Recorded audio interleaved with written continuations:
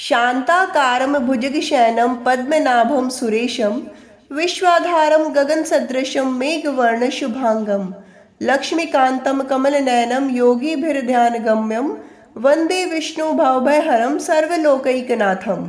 ओम नमो भगवते वासुदेवाय। भगवान विष्णु और माता लक्ष्मी की कृपा सदैव आप लोगों पर बनी रहे। प्रिय श्रोतागणों, आज श्रवण करेंगे वैशाख मास की कथा का 8वां अध्याय। लेकिन उससे पहले आइए सुनते हैं भगवान श्री कृष्ण और कुम्हार की कहानी। एक बार की बात है कि यशोदा मैया प्रभु श्री कृष्ण के उल्हानों से तंग आ गई और छड़ी लेकर श्री कृष्ण की ओर दौड़ी। जब प्रभु ने अपनी मैया को क्रोध में देखा तो अपने बचाव के लिए भागने लगे। भागते भागते कन्हैया एक कुम्हार के पास पहुँचे। कुम्हार तो अपनी मिट्टी के घड़े बनाने में व्यस्त था, लेकिन जैसे ही कुम्हार ने श्री कृष्ण को देखा तो वह बहुत प्रसन्न हुआ। कुम्हार जानता था कि श्री कृष्ण साक्षात परमेश्वर हैं। तब प्रभु ने कुम्हार से कहा कि कुम्हार जी, आज मेरी मैया मुझ पर बहुत क्रोधित हैं। मैया छड़ी लेकर मेरे पीछे आ रही है। भैया, मुझे कहीं छुपा लो। तब कुम्हार ने श्री कृष्ण को एक बड़े से मटके के नीचे छुपा दिया। कुछ ही क्षणों में माता यशोदा भी वहां आ गई और कुम्हार से पूछने लगी, क्यों रे कुम्हार, तूने मेरे कान्हा को कहीं देखा क्या? कुम्हार ने कहा, नहीं मैया, मैंने तो कन्हैया को कहीं नहीं देखा। श्री कृष्ण ये सब बातें बड़े से घड़े के नीचे से छुपकर सुन रहे थे। मैया तो वहां से चली गई। अब प्रभु श्री कृष्ण कुम्हार से कहते हैं, कुम्हार जी, यदि मैया चली गई हो तो मुझे इस घड़े से बाहर निकालो। कुम्हार बोला, ऐसे नहीं प्रभु जी, पहले मुझे 84 लाख योनि के बंधन से मुक्त करने का वचन दो। भगवान मुस्कुराए और कहा, ठीक है, मैं तुम्हें 84 लाख जन्मों से मुक्त करने का वचन देता हूँ, अब तो बाहर निकाल दो। कुम्हार कहने लगा, मुझे अकेले नहीं प्रभु जी, मेरे परिवार के सभी लोगों को 84 लाख योनि के बंधन से मुक्त करने का वचन दो, तो मैं आपको इस घड़े से बाहर निकालूं। प्रभु जी कहते हैं, चलो ठीक है। उनको भी 84 लाख योनि के बंधन से मुक्त किया। अब तो मुझे घड़े से बाहर निकाल दो। अब कुम्हार कहता है, बस प्रभु जी, एक विनती और है, उसे भी पूरा करने का वचन दे दो तो मैं आपको घड़े से बाहर निकाल दूंगा। भगवान बोले, वो भी बता दो, क्या कहना चाहते हो? कुम्हार कहने लगा, प्रभु जी, जिस घड़े के नीचे आप छुपे हो उसकी मिट्टी मेरे बैलों के ऊपर लाद के लाई गई है। मेरे इन बैलों को भी 84 के बंधन से मुक्त करने का वचन दे दो। भगवान ने कुम्हार के प्रेम पर प्रसन्न होकर उन बैलों को भी 84 के बंधन से मुक्त होने का वचन दिया। प्रभु बोले, अब तो तुम्हारी सब इच्छा पूरी हो गई, अब तो मुझे घड़े से बाहर निकाल दो। तब कुम्हार कहता है, अभी नहीं भगवान, बस एक अंतिम इच्छा और है, उसे भी पूरा कर दीजिए। और वो ये है कि जो भी प्राणी हम दोनों के बीच के इस संवाद को सुनेगा उसे भी आप 84 लाख योनि के बंधन से मुक्त करोगे। बस यह वचन दे दो तो मैं आपको इस घड़े से बाहर निकाल दूंगा। कुम्हार की प्रेम भरी बातों को सुनकर प्रभु श्री कृष्ण बहुत खुश हुए और कुम्हार की इस इच्छा को भी पूरा करने का वचन दिया।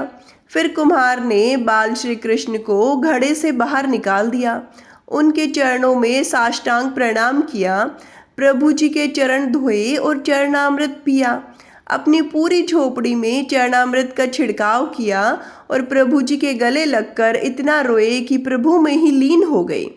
जरा सोच के देखिए, जो बाल श्री कृष्ण 7 कोस लंबे चौड़े गोवर्धन पर्वत को अपनी छोटी सी उंगली पर उठा सकते हैं, तो क्या वो एक घड़ा नहीं उठा सकते? लेकिन बिना प्रेम रीझे नहीं नटवर नंद किशोर। कोई कितना भी यज्ञ करे, अनुष्ठान करे, कितना भी दान करे, कितनी भी भक्ति करे, लेकिन जब तक मन में रस नहीं आएगा प्रभु श्री कृष्ण नहीं मिल सकते। जय श्री राधे कृष्ण। प्रिय श्रोतागणों, आइए अभी श्रवण करते हैं वैशाख मास की आज की कथा। श्रुतदेव जी कहते हैं, राजेंद्र, वैशाख के शुक्ल पक्ष में जो अंतिम 3 त्रयोदशी से लेकर पूर्णिमा तक की तिथि है, वे बड़ी पवित्र और शुभ कारक हैं। उनका नाम पुष्करणी है। वे सब पापों का क्षय करने वाली हैं। जो संपूर्ण वैशाख में स्नान करने में असमर्थ हो, वह यदि इन 3 तिथियों में भी स्नान करें तो वैशाख मास का पूरा फल पा लेता है। पूर्व काल में वैशाख मास की एकादशी तिथि को शुभ अमृत प्रकट हुआ। द्वादशी को भगवान विष्णु ने उसकी रक्षा की। त्रयोदशी को श्री हरि ने देवताओं को अमृत पान कराया। चतुर्दशी को देव विरोधी दैत्यों का संहार किया और पूर्णिमा के दिन समस्त देवताओं को उनका साम्राज्य प्राप्त हो गया। इसलिए देवताओं ने संतुष्ट होकर इन 3 तिथियों को वर दिया। वैशाख मास की ये 3 शुभ तिथियां मनुष्य के पाप का नाश करने वाली तथा उन्हें पुत्र पौत्र आदि प्रदान करने वाली हैं। जो मनुष्य इस संपूर्ण मास में स्नान न कर सकता हो, वह इन 3 तिथियों में स्नान कर लेने से ही पूर्ण फल को पा लेता है। वैशाख मास में लौकिक कामनाओं का नियमन करने वाला मनुष्य निश्चय ही भगवान विष्णु का सायुज्य प्राप्त कर लेता है। महीने भर नियम निभाने में असमर्थ मानव यदि इन 3 दिन की कामनाओं का संयम कर सके तो उतने में भी पूर्ण फल को पाकर भगवान विष्णु के धाम में आनंद अनुभव करता है। इस प्रकार वर देकर देवता अपने धाम को चले गए। अतः पुष्करणी नाम से प्रसिद्ध अंतिम 3 तिथियां पुण्यदायिनी, समस्त पाप राशि का नाश करने वाली तथा पुत्र पौत्रों को बढ़ाने वाली है।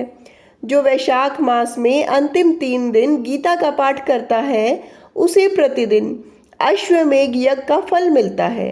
जो इन 3 तिथियों को विष्णु सहस्त्र नाम का पाठ करता है, उसके पुण्य फल का वर्णन करने में इस भूलोक तथा स्वर्गलोक में कौन समर्थ है। पूर्णिमा को सहस्त्र नामों के द्वारा भगवान मधुसूदन को दूध से नहलाकर मनुष्य पापहीन वैकुंठ धाम में जाता है। वैशाख मास में प्रतिदिन भागवत के आधे या चौथाई श्लोक का पाठ करने वाला मनुष्य ब्रह्म भाव को प्राप्त होता है। जो वैशाख के अंतिम 3 दिनों में भागवत शास्त्र का श्रवण करता है, वह जल से कमल के पत्ते की भांति कभी पापों से लिप्त नहीं होता। इन 3 दिनों के सेवन से कितने ही मनुष्यों ने देवत्व प्राप्त कर लिया, कितने ही सिद्ध हो गए और कितनों ने ब्रह्मत्व पा लिया। ब्रह्म ज्ञान से मुक्ति होती है अथवा प्रयाग में मृत्यु होने से या वैशाख मास में नियम पूर्वक प्रातःकाल जल से स्नान करने से मोक्ष की प्राप्ति होती है। इसलिए वैशाख के अंतिम 3 दिनों में स्नान, दान और भागवत पूजन आदि अवश्य करना चाहिए। वैशाख मास के उत्तम महात्म्य का पूरा वर्णन रोग शोक से रहित जगदीश्वर भगवान नारायण के सिवा दूसरा कौन कर सकता है। तुम भी वैशाख मास में दान आदि का उत्तम कर्म का अनुष्ठान करो। इससे निश्चय ही तुम्हें भोग और मोक्ष की प्राप्ति होगी। इस प्रकार मिथिलापति जनक को उपदेश देकर श्रुतदेव जी ने उनकी अनुमति ले वहां से जाने का विचार किया। तब राजऋषि जनक ने अपने अभ्युदय से उनके लिए उत्तम उत्सव कराए और श्रुतदेव जी को पालकी पर बिठाकर विदा किया। वस्त्र, आभूषण, गो, भूमि, तिल और सुवर्ण आदि से उनकी पूजा और वंदना करके राजा ने उनकी परिक्रमा की। तत्पश्चात उनसे विदा हो महातेजस्वी एवं परम यशस्वी श्रुतदेव जी संतुष्ट होकर प्रसन्नतापूर्वक वहां से अपने स्थान को गए। राजा ने वैशाख धर्म का पालन करके मोक्ष प्राप्त किया। नारद जी कहते हैं, अम्बरीश, यह उत्तम उपाख्यान मैंने तुम्हें सुनाया है, जो कि सब पापों का नाशक तथा संपूर्ण संपत्तियों को देने वाला है। इससे मनुष्य भक्ति, मुक्ति, ज्ञान तथा मोक्ष पाता है। नारद जी का यह वचन सुनकर महायशस्वी राजा अम्बरीश मन ही मन बहुत प्रसन्न हुए। उन्होंने ब्रह्म जगत के व्यापारों से निवृत्त होकर मनुष्य को साष्टांग प्रणाम किया और अपने संपूर्ण वैभवों से उनकी पूजा की। तत्पश्चात उसने विदा लेकर देवऋषि नारद जी दूसरे लोक में चले गए, क्योंकि दक्ष प्रजापति के शाप से वे एक स्थान पर नहीं ठहर सकते। राज ऋषि अम्बरीश भी नारद जी के बताए हुए सब धर्मों का अनुष्ठान करके निर्गुण पर ब्रह्म परमात्मा में विलीन हो गए। जो इस पापनाशक एवं पुण्यवर्धक उपाख्यान को सुनता अथवा पढ़ता है वह परम गति को प्राप्त होता है। जिनके घर में यह लिखी हुई पुस्तक रहती है उनके हाथ में मुक्ति आ जाती है। फिर जो सदा इसके श्रवण में मन लगाते हैं उनके लिए तो कहना ही क्या। प्रिय श्रोतागणों, आज की कथा में इतना ही।